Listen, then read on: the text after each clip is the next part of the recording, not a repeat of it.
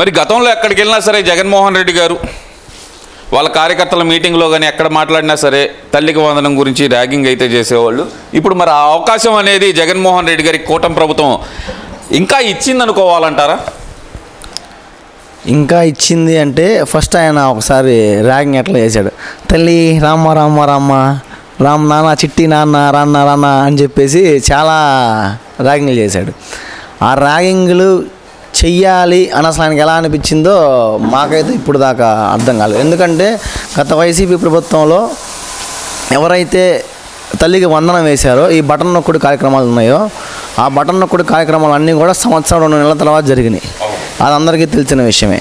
కనీసం సంవత్సరం కూడా అవ్వకుండా ఆయన అంత ఇదిగా ఎలాగే మరి ఆయన ఈ గత 5 సంవత్సరాలు ముఖ్యమంత్రిగా చేశారో లేకపోతే ఇంకెవరన్నా సజ్జల గారో లేకపోతే ఇట్లాంటి బినామీలు ఆయన బినామీలు ఎవరైనా చేశారేమో నాకు అర్థం కావట్లేదులే. కానీ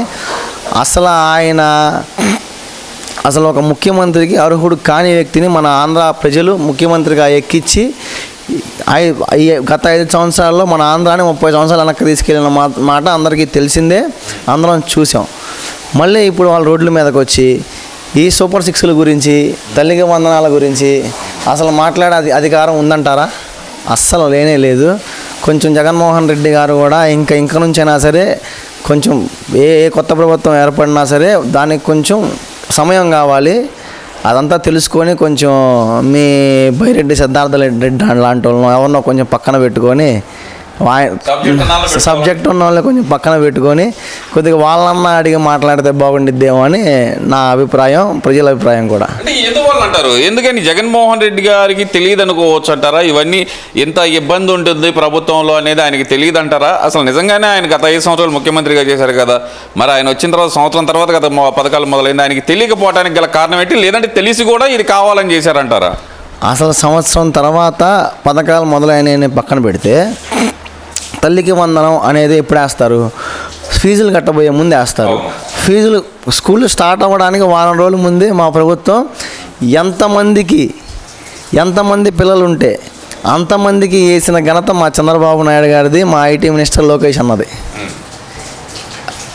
గత ప్రభుత్వంలో స్వయంగా వాళ్ళ భార్య భారతి గారు రోడ్ల మీదకి వచ్చి, అమ్మ నీకు ఎంతమంది పిల్లలమ్మా, నీకు 3 పిల్లలైతే నీకు 45,000, 2 పిల్లలైతే 30,000, ఒక పిల్లడైతే 15,000, ఎంతమందికి ఉంటే అంతమందికి వస్తాయమ్మా అని చెప్పింది. అట్లా వీడియో ప్రూఫ్స్తో సహా చెప్పినా కానీ మేము చెప్పలేదని చెప్పి ఫ్లాట్ ఫిరాయించిన పార్టీ వైసీపీ పార్టీ. అలా కాకుండా మా చంద్రబాబు నాయుడు గారు ఎంతమందికి ఇస్తానంటే ఎంతమంది పిల్లలు ఉంటే అంతమందికి ఇస్తానని చెప్పి ఎక్కడైతే అన్నారో ఆ ప్రజల సాక్షిగా ఎంతమందికి ఉంటే అంతమందికి పని ఈ రోజున వైసీపీకి ఓట్లు పోయినసారి వేసిన వాళ్ళు ఈసారి వేసిన వాళ్ళు కూడా మన చంద్రబాబు నాయుడు గారి ఫోటోకి పాలాభిషేకం చేయడం చూస్తున్నాం మనం ఎక్కడ పడితే అక్కడ. ఇదంతా ఒక ఎత్తు. ఇది అమరావతి మీద ఇంకా వాళ్ళ కక్ష తీరలేదనుకోవచ్చు అంటారు. ఇటు మహిళల మీద వాళ్ళు చేసే వాదనలు కానీ వాళ్ళు చేసే ప్రచారాలు కానీ, లేదంటే నిన్నటి వరకు చేసిన అది మునిగిపోయే రాజధాని అంటూ ప్రచారాలు కానీ, ఎందువల్ల అంటారు ఆ ప్రాంతం అంటే వాళ్ళ కక్ష అనుకోవాలంటారు? అసలు ఆ వెంకటరెడ్డి అనేవాడు ఏం మాట్లాడుతున్నాడండి ఆ ఛానల్లోకి వచ్చి, అమరావతిలో బోట్లు ఉన్నాయా ఏపీ గవర్నమెంట్ దగ్గర మాట్లాడుతున్నాడు. ఈ బోట్లు ఉండేది ఏంటంటే నాకు అర్థం కావట్లా. బోట్లు అంటే ఆ బోట్లు మీద తిరగలేక జగన్మోహన్ రెడ్డి గారు పోయినసారి హెలికాప్టర్లో తిరిగారు. 30 కిలోమీటర్లు తెనాలు కూడా తిరిగారంటారా? మీరు చెప్పండి. 30 కిలోమీటర్లు ఎక్కడ వాళ్ళ ఇంటి దగ్గర నుంచి తెనాలి వెళ్ళడానికి హెలికాప్టర్ ఖర్చు 2.5 లక్షలు రాశారు పోయినసారి. మళ్ళీ రావడానికి 2.5 లక్షలు, 5 లక్షలు. వాళ్ళ తినడానికి మొత్తం 30 కిలోమీటర్లకు 10 లక్షలు ఎక్కడ అయిద్దా అండి? మీరు చెప్పండి. కేవలం వాళ్ళకి అమరావతి ఇప్పుడు అసలు అక్కడ పాయింట్ ఏంటంటే గత ముఖ్యమంత్రులు ఎంతమంది చేసినా సరే 1995లోనో 94లోనో చంద్రబాబు నాయుడు గారు ఎక్కినప్పుడు హైటెక్ సిటీ అనే దాన్ని శంకుస్థాపన చేసి దాన్ని కొనసాగించిన తర్వాత చంద్రబాబు నాయుడు గారి తర్వాత ఎంతమంది సీఎంలు వచ్చినా సరే, వైఎస్ రాజశేఖర రెడ్డి వచ్చారు, కిరణ్ కుమార్ రెడ్డి గారు వచ్చారు, రోసయ్య గారు వచ్చారు, తర్వాత కేసీఆర్ వచ్చారు, రేవంత్ రెడ్డి వచ్చారు. ఎవ్వడు కూడా ఎట్లాంటి మాటలు నేను రాజధాని తీసేసి కర్నూలులో పెడతాను, రాజధాని తీసేసి వరంగల్లో పెడతాను తెలంగాణ వాళ్ళు ఏ రోజు మాట్లాడలేదే. మాట్లాడారా? లేదు కదా. అయితే ఈయన ఎందుకని అట్లా మాట్లాడుతున్నా అంటే కేవలం ఈయనకి పరిపాలన చేతకాక అసలు ఫెయిల్డ్ సీఎం అని చెప్పి మనం 100% 164 సీట్లు ఎప్పుడైతే మ్యాండేట్ ఇచ్చారో ప్రజలు అప్పుడు మనం అర్థం చేసుకోవచ్చు. అదందరికీ తెలిసిపోయింది. అయితే ఇప్పుడు రాజధాని చంద్రబాబు నాయుడు గారు పెట్టి ఈయన కొనసాగిస్తే ఎవరు కట్టారంటారు? చంద్రబాబు నాయుడు గారు అంటారు. ఆ ఫౌండర్ అనే పేరు రాకుండా చెయ్యాలి అనే ఒకే ఒక అక్కస్సు. అదే అంటారా? లేదంటే ఇప్పుడు ఈ మధ్యకాలంలో రాజధాని ప్రాంతంలో అంటే మేము అడగకూడదు, అడగాలన్నా కూడా ఇబ్బందిగానే ఉంది. ప్రాస్టిట్యూషన్ ఎక్కువ జరుగుతుందంటే ఒక ప్రచారం అయితే మొదలుపెట్టారా? ఆ ప్రచారం ఎందుకు మొదలుపెట్టారు అనుకోవాలంటారు? జగన్మోహన్ రెడ్డి గారు వాళ్ళ కుటుంబం ఎక్కడ ఉంటుందో ఆలోచించుకోవాలా ముందు. వద్దు ఆ మాటలు వద్దాను, అసలు మనకి ఆ మాటలు వద్దు. అసలు నేనేం అనట్లేదు.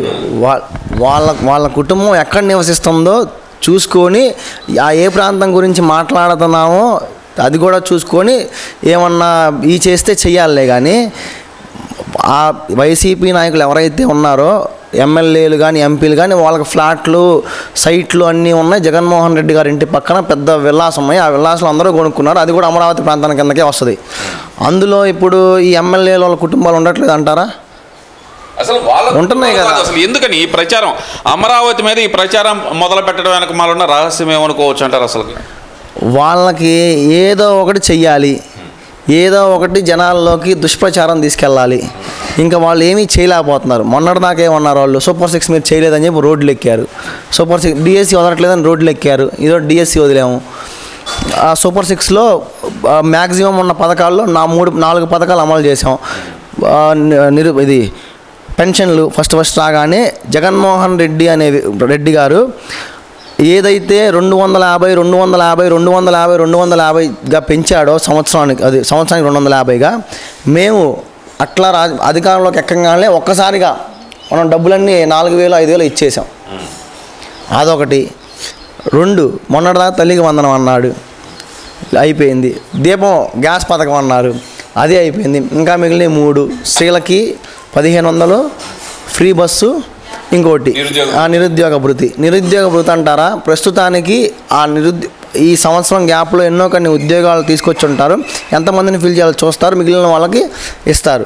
ఈ మహిళలకి 1,500 కానీ ఫ్రీ బస్సు కానీ ఈ నెల 15గా వచ్చే నెల ఆగస్టు మన స్వాతంత్ర దినోత్సవం రోజు ప్రారంభించబోతున్నామని చెప్పేసి చంద్రబాబు నాయుడు గారు స్టేజ్ మీద బహిరంగంగా చెప్పేశాడు. ఇంకొక విషయం కూడా ఏంటంటే మొన్న కనీసం వాళ్ళకి ఇంగిత జ్ఞానం లోక జ్ఞానం లేకుండా లాస్ట్ టైం పోయినసారి జగన్మోహన్ రెడ్డి గారు 15,000లో 2,000 ఎందుకు కట్ చేశాడు? ఇప్పుడు అదంతా ఎల్ ట్యాక్స్ అంటగా లోకేష్ జేబులోకి వెళ్తుందంటగా.